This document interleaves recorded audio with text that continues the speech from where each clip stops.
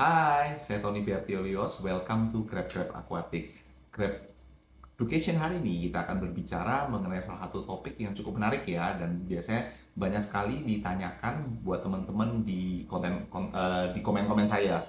Jadi selalu menanyakan apa sih penyebab kematian kepiting? Kenapa sih kepiting saya mati? Kenapa sih setelah beberapa hari mati? Nah, di video kali ini saya akan menjelaskan mengenai hal-hal yang menyebabkan kematian kepiting yang seringkali menjadi kerugian buat teman-teman yang membudidayakan kepiting ini. Karena kenapa? Karena kepiting kalau kita budidayakan kita tahu keuntungannya pasti menarik. Tapi kalau misalnya tingkat kematiannya juga tinggi, akhirnya keuntungan yang harusnya kita dapatkan tidak terrealisasi atau lenyap dengan kematiannya. Memang kita sih bisa meminimalkan resiko dengan berbagai macam cara ya, tapi topik hari ini kita tidak berbicara ke hal situ, tapi kita lebih berbicara hal-hal yang perlu kita perhatikan dalam mengurangi resiko kematian pada kepiting. Nah, lebih lengkapnya kita akan mulai satu persatu. Oke, semua sudah siap? Let's go! Oke, kita akan memulai membahas hal-hal yang mempengaruhi kematian kepiting atau mortalitas kepiting. Nah, hal yang paling pertama yang perlu kita perhatikan adalah kualitas air. Nah, kualitas air itu meliputi beberapa hal. Yang pertama yang kita harus perhatikan adalah kadar garam. Di mana kadar garam ini sangat mempengaruhi kehidupan kepiting. Nah, kadar garam yang baik untuk kepiting itu range-nya antara 15 sampai 25 ppt. Nah, biasanya kalau kita ngomong salinitas itu ada beberapa satuan, tapi dalam hal ini kita melihat adalah dengan satuan ppt ya. Jadi teman-teman bisa lihat di refraktometer atau di salinimeter yang nanti saya akan kasih gambarnya di sini. Nah, di situ ada dua satuan, tapi kita menggunakan yang ppt. Di mana kalau air tawar itu adalah 0 ppt, sedangkan air laut itu ada 30 ppt. Nah, di mana untuk budidaya kepiting yang bagus antara 15 sampai 25 ya. Jadi itu hal yang harus teman-teman perhatikan. Bagaimana caranya untuk menaikkan atau menurunkannya, itu mungkin bisa nonton di video saya yang mengenai cara membuat air laut dengan garam sintetis atau beberapa video lainnya. Intinya sih kalau kita mau naikkan atau menurunkan kadar garam itu kayaknya bukan hal yang terlalu sulit ya, dimana kita menggunakan alat itu alat refraktometer atau alat saltimeter itu tinggal kita ukur aja. Kalau misalnya kadar garamnya turun, berarti kita harus tambahkan kandungan garamnya. Begitu juga kebalikannya kalau airnya sudah terlalu tinggi, keasinannya kita tinggal turunkan dengan menggunakan air tawar. Oke, yang kedua yang kita perlu perhatikan adalah pH. Nah, pH ini hal yang penting ya, karena pH itu ada tingkat keasaman air. Semakin rendah pH-nya itu menunjukkan air itu tingkat keasamannya atau makin asam. Sedangkan kalau pH tinggi itu makin basah. Nah, plus minusnya kalau pH-nya terlalu rendah, umumnya kepiting itu jadi sulit molting. Atau kalau dia slow molting, itu kerasnya susah. Karena apa? Karena air asam itu membuat kepiting lebih sulit untuk mengeras badannya atau melakukan molting menjadi lebih sulit ya.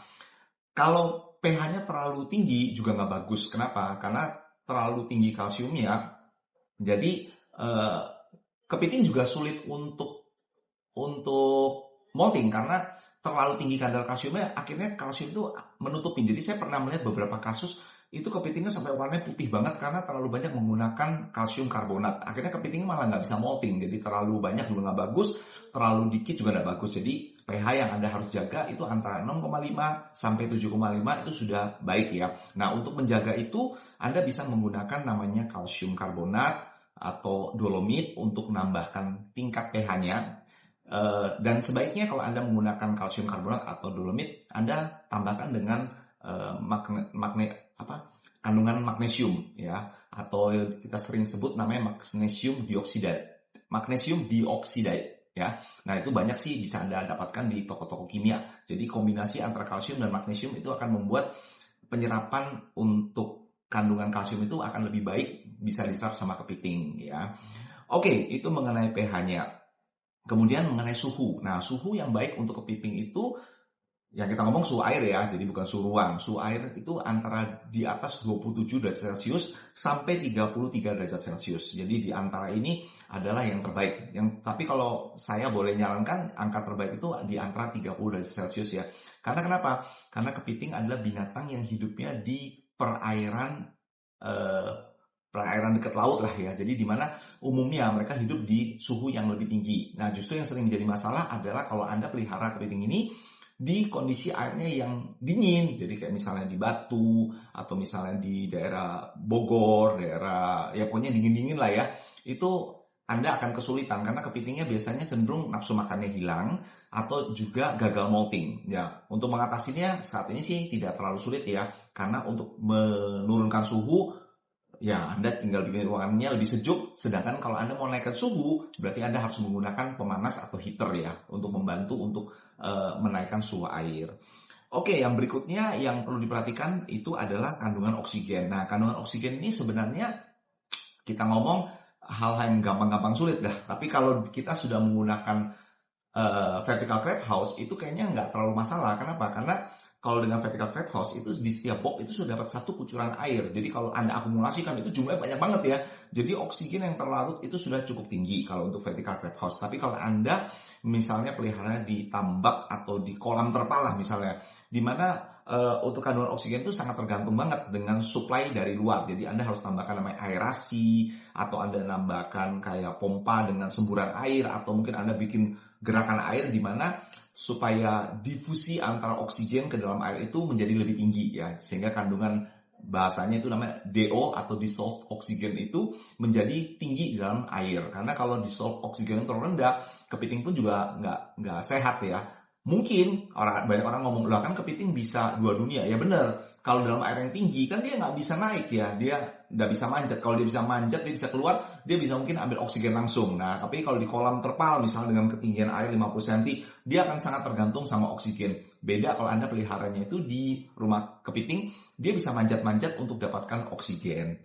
Oke, kemudian hal yang perlu diperhatikan di namanya kualitas air adalah amonia dan nitrat. Nah, amonia dan nitrat ini menjadi salah satu momok yang paling membuat masalah dalam budidaya kepiting. Nah, amoniak, nitrat, dan nitrit ini adalah satu rangkaian ya. Jadi namanya kotoran kepiting atau sisa makanan itu akan terurai. Yang pertama adalah menjadi amoniak. Nah, amoniak ini kalau dimasukkan ke filter, kemudian ada bakteri, akan diurai menjadi nitrat dan kemudian menjadi nitrit. Nah, masalahnya kalau di dalam media filter kayak kita menggunakan biobal atau Kaltneus atau karang jahe dan sebagainya, yang saya nggak mungkin jelaskan di sini ya, itu ada di video saya yang sebelumnya.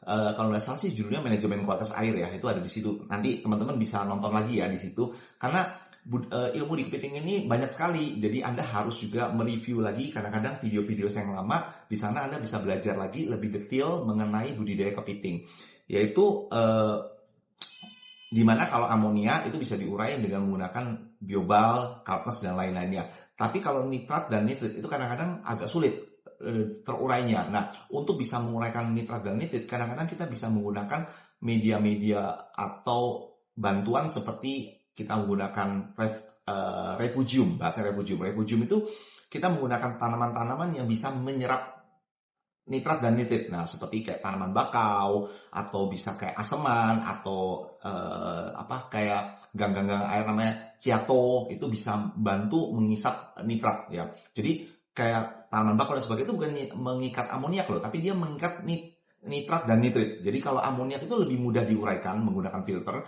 tapi setelah dia menjadi dipecah menjadi nitrat, dia butuh tanaman untuk lebih mudah menyerapnya. Jadi kadang-kadang kita kalau di filter kita tambahin tanaman-tanaman seperti taman bakau dan sebagainya untuk bantu menyerap kandungan nitrat dan nitrit ya. Karena kalau amoniaknya rendah tapi ternyata nitrat dan nitritnya tinggi, sebenarnya air itu juga masih cukup tinggi racunnya. Tapi lebih mudahnya ya kita bisa menggunakan itu, atau ya juga bisa terurai sempurna tapi perlu waktu lebih lama ya. Jadi seperti itu. Jadi ini hal-hal yang perlu diperhatikan dalam mengurangi resiko kematian karena dalam budidaya dari sudut kualitas air yang buruk. Yang berikutnya, yang kedua setelah kualitas air adalah biasanya sering terjadi namanya overcrowding atau terlalu padat ya. Nah, sebenarnya kalau ngomong ini umumnya terjadi kalau menggunakan budidaya seperti di kolam atau di terpal atau di keramba ya. Dimana kalau terlalu padat, kepiting ini punya sifat yang kanibal dan saling menyerang, sehingga mereka saling melukai, saling menyerang, dan segala sesuatu yang dipelihara secara koloni atau secara beramai-ramai itu lebih rawan terserang penyakit atau dia stres ya. Nah, kalau kita menggunakan sistem crab house, mungkin hal ini kita boleh abaikan ya, karena kepiting hanya satu ekor dalam satu kotak ya. Jadi untuk namanya terlalu padat atau stres karena berantem itu kita abaikan kalau kita menggunakan sistem vertical crab house. Kemudian yang lainnya adalah stres karena penyakit. Jadi yang berhubungan dengan tadi ya, karena kepadatan akhirnya kepiting-kepiting ada yang stres karena penyakit, karena badan luka dan sebagainya, juga menyebabkan mereka persaingan makanan. Nah, kalau mereka dalam jumlah yang banyak, terus Anda kasih makan, makanannya kurang, yang terjadi apa? Kadang-kadang dia akan menyerang temannya untuk dimakan juga gitu loh. Karena kepiting itu paling senang itu makan sesama jenisnya. Makanya kepiting sering disebutkan kepiting itu binatang yang kanibal ya. Kenapa? Karena dia suka menyerang temannya. Bahkan kadang-kadang ya, yang kita sering lihat itu dibandingkan dia dikasih makan ikan, dia lebih seneng makan temannya mati loh. Jadi kalau kepiting itu, jadi kalau di dalam kolam itu ya, misalnya ada yang mati, terus ada makanan yang di dalam kolam, itu bukan makannya dimakan, tapi malah temannya mati itu dimakan duluan. Jadi itu yang membuat orang sering menyebut kepiting ini binatang kanibal. Tapi memang itu yang terjadi. Jadi kepiting suka banget memakan sesama temannya. Nah, jadi kalau dalam jumlah yang padat dalam satu kolam, itu karena bisa stres, kemudian mati dan dimakan temannya, atau mungkin karena dia lemah diserang temannya. Jadi itu hal-hal yang perlu diperhatikan dalam mengurangi resiko kematian. Oke, hal-hal lainnya juga yang perlu diperhatikan yaitu pemberian pakan yang tidak sesuai. Nah, jadi kadang-kadang ada orang yang juga, kenapa ya kepitingnya kemudian banyak mati? Karena mungkin kepitingnya nggak mau makan. Bisa karena penyebab yang awal ya, karena kualitas air yang buruk, atau karena terlalu padat, atau makannya berebutan. Tapi kalau di crab house kan nggak mungkin dong berebutan, karena setiap kepiting dapat satu makanan. Nah, biasanya adalah kualitas pakan yang mungkin jelek ya, dalam arti bener sih, selalu kita ngomong kepiting itu bisa makan segalanya, bahkan bangkai pun dia bisa makan. Tapi kalau makanan itu terlalu buruk, masalahnya kualitas air jadi akan rusak juga kan. Nah, selain itu juga kalau terlalu buruk, biasanya makanan itu juga kayak hancur dan bau ya. Saya rasa juga kepiting juga nggak terlalu doyan atau nggak terlalu suka kalau saya lihat ya. Jadi kualitas yang bagus makanan itu kita bisa menggunakan kayak misalnya ini. Nah, crab food. Nah, crab food ini salah satu pakan yang kita produksi, dan ini sudah dengan kandungan yang baik sekali, di mana di sini terkandung berbagai macam hal yang dibutuhkan untuk kepiting dan memudahkan kepiting untuk beradaptasi dalam makan. Nah, selain pakan yang jangan yang sampai jelek kualitasnya, itu adalah jumlah pakannya. Nah, jadi jumlah pakan yang baik untuk kepiting itu berapa persen? Antara 5-10% dari berat bobot dari kepiting itu sendiri. Jadi kalau makannya terlalu dikit juga banyak orang cerita dia pelihara kepiting sudah 3 bulan, atau bukan 3 bulan sih, sebulan atau 2 minggu, terus kepitingnya kok udah gemuk-gemuk ya. Mungkin kepitingnya makan tapi jumlahnya kurang, atau mungkin kepitingnya juga masih stres sehingga nafsu makannya juga nggak terlalu bagus ya. Jadi saran saya sebaiknya gunakan pakan yang kualitasnya juga masih bagus juga, jangan sampai terlalu jelek atau bau ya. Itu juga mengakibatkan kepiting juga malas makan. Dan ini mungkin pengalaman saya sih, kalau makanan itu ya terlalu lama di freezer sampai kayak kering gitu ya, itu kepiting juga nggak suka sih. Dia lebih senang lebih fresh ya, lebih seger gitu, kayak juicy gitu. Kayaknya kepitingnya jadi lebih nafsu makan lah. Kayak kita manusia juga begitu ya, kalau makannya lebih seger, lebih fresh gitu akan menggugah selera ya. Oke, tapi kalau misalnya kesulitan boleh coba deh crab food ya. Anda boleh cari tahu dari gimana dapatkannya, dan itu akan membantu Anda daripada Anda harus ke pasar tiap hari beli ikan. Dengan crab food Anda sudah gampang sekali mau kasih makan setiap harinya. Jadi kualitas pakan, kemudian frekuensi ya. Oh ya, kembali ke frekuensi tadi 5-10%, dan jam makan yang bagus untuk kepiting itu Anda sore. Jadi kepiting itu umumnya mulai aktif dan mulai mencari makan itu sore hari. Nah, kalau siang hari boleh nggak kasih makan? Beberapa teman-teman kami yang menggunakan vertical crab house, mereka kasih makan siang hari pun juga oke sih. Jadi boleh kalau memang Anda punya time schedule yang bagus, mau kasih makan siang, kasih makan sore, saya pikir oke. Tapi kalau saya perhatikan, biasanya kalau siang hari sama sore hari, nafsu makannya itu beda. Jadi kalau siang hari mungkin cuma 50% mau makan, tapi kalau sore hari itu bisa 80% mau makan gitu loh. Jadi lebih tinggi nafsu makannya kalau di sore hari, karena itu jam makannya dia ya. Jadi itu hal yang perlu diperhatikan dalam pemberian pakan. Oke. Berikutnya poin yang keempat, yaitu yang menyebabkan kematian pada kepiting dalam sistem vertical crab house adalah sistem filtrasi yang tidak optimal. Nah, jadi banyak orang, kita sudah punya filter, sudah dengan media yang bagus, dengan sistem yang bagus, tapi mungkin kontrolnya kurang tepat. Nah, media filter itu ada beberapa chamber lah atau ruang-ruang di mana setiap ruang itu biasanya dengan media filter yang berbeda. Nah, tidak semua media filter itu boleh dicuci loh teman-teman, karena ada yang kayak seperti rumah bakteri itu nggak boleh dicuci. Kenapa? Kalau dicuci Anda harus kalau dicuci bakteri kan ikut kebuang, sehingga media filter itu jadi ibaratnya kayak ngulang lagi. Nah, kalau mungkin yang sudah main ikan hias air laut lah ya, itu paham sekali yang namanya konsep dari cycling atau membuat filter itu menjadi hidup dan ditumbuhin sama bakteri-bakteri pengurai. Soalnya kalau tidak ditumbuhin sama bakteri pengurai, filter itu nggak berfungsi secara maksimal gitu loh ya. Apalagi media filter yang kita sebut dengan biological filter, di mana biological filter itu sangat penting banget dan perlu banget ditumbuhkan bakteri-bakteri yang bisa mengurai. Nah, bakteri itu ada dua macam. Ada bakteri baik dan ada bakteri jahat. Nah, tapi intinya sih mau baik atau jahat mereka juga sama-sama makan amoniak, makan mengurai amoniak, nitrat dan nitrit. Tapi kalau bakteri yang baik dia tidak menimbulkan efek samping. Sebaliknya kalau bakteri jahat akan menimbulkan efek samping. Cuma hari ini kita nggak bicara masalah itu terlalu detail ya. Nanti panjang lagi kita akan ceritanya. Kita lebih ke masalah hal-hal yang menyebabkan kematian pada kepiting. Nanti kita akan bikin video lain yang khusus yang lebih detail membicarakan masalah bagaimana bakteri dan sebagainya ya. Karena kita situ akan membicarakan aerob, anaerob, banyak hal-hal yang bisa kita bicarakan. Oke, jadi kualitas air yang tidak terjaga karena mungkin, filternya tidak dicuci. Nah, tapi yang boleh dicuci sebenarnya filter apa? Filter yang pertama. Jadi filter itu pasti ada chamber pertama, di mana chamber pertama itu akan menyaring kayak kotorannya kepiting, sisa makan, jadi yang kasar-kasar. Nah, itu boleh dicuci setiap hari. Jadi mengurangi tingkat kotorannya jangan sampai semua masuk ke filter lah. Jadi sebagian dijaga, dibersihin. Baru pastikan juga kalau misalnya ada kotoran di atasnya dibersihkan gitu ya. Kalau ada endapan-endapan di bagian dasar mungkin bisa menggunakan selang, masukin pelan-pelan, dikurangin endapan lumpurnya karena itu adalah sisa dari proses-proses penguraian ya. Jadi itu perlu dijaga kebersihannya ya.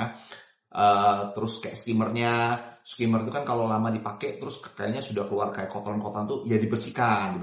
Kan kalau bersihin skimmer juga gampang ya. Biasanya kalau kita sih cuma pakai kanebo aja, terus dilap aja. Jadi bukan harus dibongkar semua pretel itu nggak usah. Jadi cukup dilap. Jadi kayak ada lendir-lendir itu dilap. Terus dia punya tempat untuk nampung dia punya hasil skimnya itu biasanya kotor banget ya. Itu boleh dilepas, dicuci, dan pastikan juga hasil skimmernya diperhatikan. Kalau warnanya hitam dan pekat berarti skimmer Anda berfungsi dengan baik. Tapi kalau misalnya airnya bening atau tidak berwarna pekat, itu Anda mesti cek, berarti ada yang salah. Mungkin dia punya venturinya untuk nyemburkan udaranya itu tidak halus sehingga tidak bisa bekerja maksimal, atau pompanya kapasitasnya juga sudah menurun, kena kotoran lah atau dan sebagainya. Anda harus cek lah, mungkin dibersihkan dan lain-lainnya ya. Kemudian di filter Anda perlu pastikan kebersihan filter. Jadi bukan hanya di box ya, kebersihan filter juga perlu Anda perhatikan. Karena kalau filternya kotor dan tidak bersih gitu, ya otomatis juga akhirnya ada penumpukan kotoran di filter ya. Nah, lebih detailnya seperti apa nanti kita akan bahas lah mengenai filter lebih detail, tapi ini cuma garis besarnya aja ya. Oke, yang berikutnya cut dulu. Oke, yang berikutnya hal-hal yang perlu diperhatikan untuk mengurangi resiko kematian adalah penyakit dan infeksi. Umumnya sih penyakit dan infeksi ini karena gini ya, kita banyak kan kepiting datang dari luar ya, mereka sudah diikat, kemudian kadang-kadang sudah ditaruh di keranjang. Nah, kadang-kadang kalau kita taruh keranjang yang bagus mungkin nggak banyak cedera ya. Nah, kita nggak tahu sih di lokasi kadang-kadang mereka perlakuannya kurang bagus sehingga mungkin ada bagian yang luka, ketusuk, atau tangannya ada yang putus dan sebagainya. Nah, itu kalau tidak segera ditangani dengan baik, itu bisa menyebabkan kematian. Nah, saran dari saya, kalau misalnya kepiting-kepiting Anda itu ada yang luka dalam perjalanan, itu jangan langsung dimasukin dalam air. Kenapa?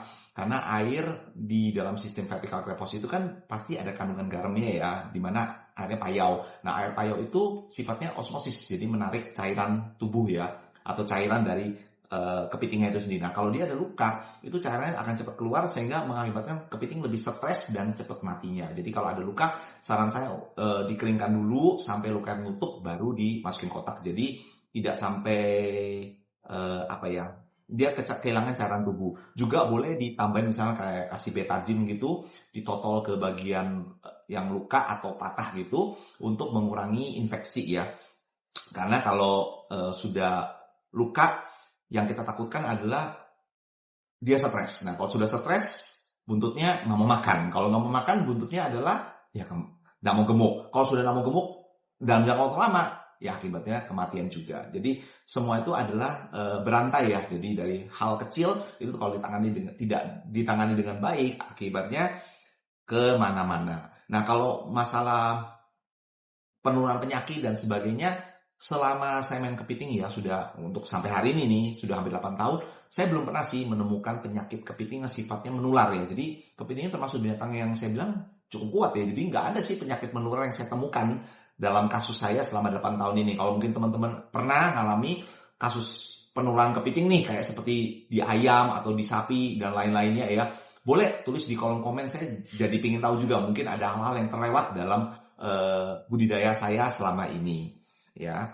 Oke, yang berikutnya adalah perawatan dan pemantauan yang tidak teratur. Jadi kembali lagi ini hanya lebih ke review ya dari hal-hal yang saya sebutkan tadi. Jadi pemantauan itu penting sekali. Jadi baik pemantauan kesehatan. Pemantauan kesehatan itu gimana? Dengan setiap hari kan kalau di vertikal itu kita harus dibuka setiap paginya. Kita cek sisa makanannya, kita bersihkan. Nah, hal-hal seperti ini biasanya Anda bisa nonton loh di video yang lalu ya.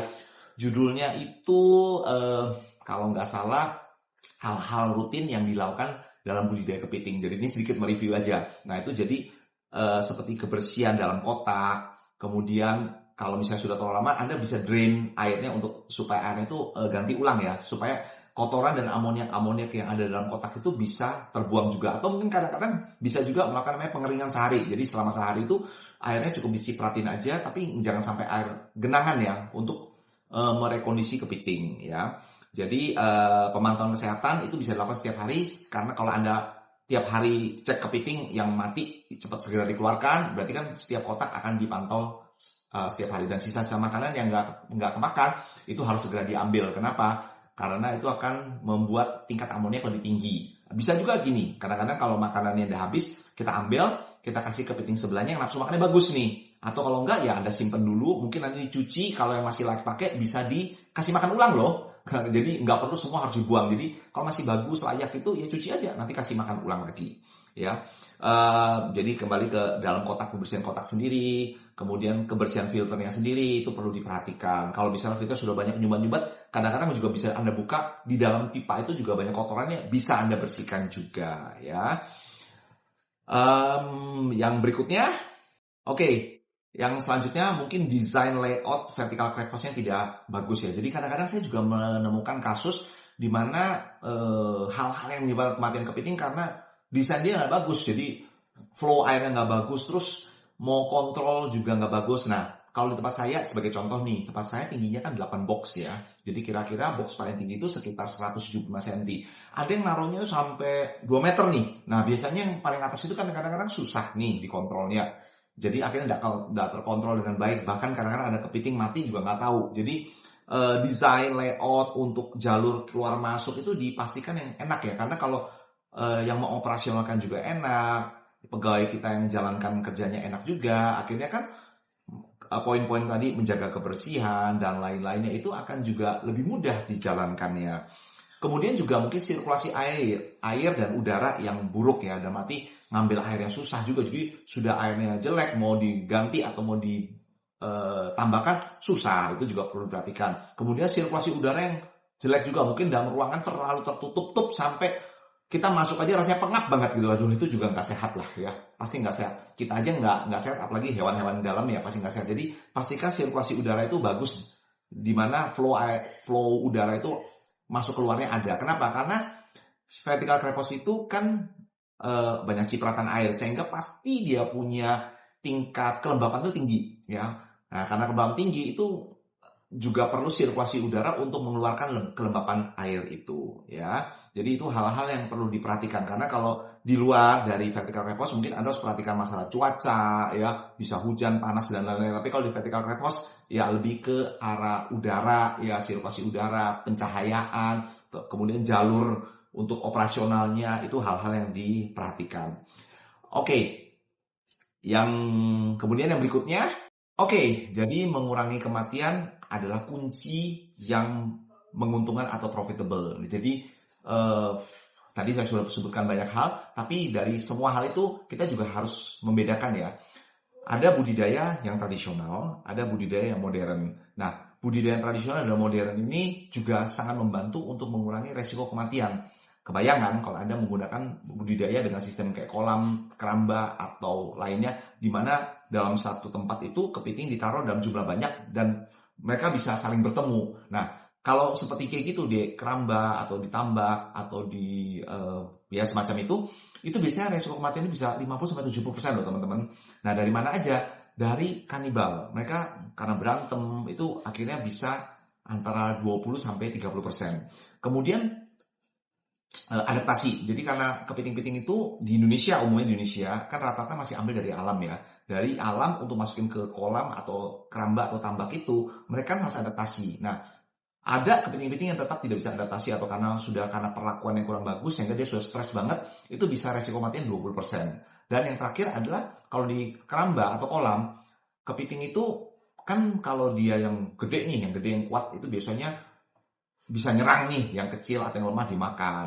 Berjalan waktu karena dia sudah banyak makan, akhirnya apa? Dia gemuk. Nah, kalau dia gemuk dia akan melakukan apa? Molting. Nah, begitu dia molting, kepiting yang paling kecil pun bisa nyerang dia. Kenapa? Karena kepiting besar kalau dia molting pun kan badannya dia empuk ya atau masih soft gitu. Nah, itu ke teman-temannya sekitarnya langsung akan nyerang. Jadi akhirnya apa?